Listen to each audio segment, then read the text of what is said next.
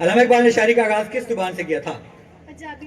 पंजाबी में इकबाल इत्तलान कच्चे पक्के शेर कहते होते थे। दूसरा जवाब आपका, इकबाल कितनी गोलमेज कॉन्फ्रेंस में शरीक हुए थे? कितनी गोलमेज कॉन्फ्रेंस में शरीक हुए थे? एक आपका जवाब गलत है। कहा ये सुन के गिलहरी ने मुंह संभाल जरा, शेर मुकम्मल करें। कहा ये सुन के गिलहरी ने मुंह संभाल जरा, ये तो बिल्कुल शाबाश शाबाश। छोटी जात है तेरी कुछ, जरा ये छालिया भी चबा कर दिखा जरा। जी जवाब आपका गलत हुआ। टीम 50। इधर रुको बेटा, इधर रुके आप।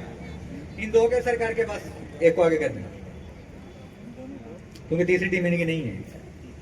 जो दो में से विनर होगा बस। जी पहला सवाल आपके पास, अल्लामा इकबाल की शोहरत किस जुबान की शायरी की वजह से हुई थी? अल्लामा इकबाल को शोहरत किस जुबान की शायरी की वजह से मिली थी? फारसी।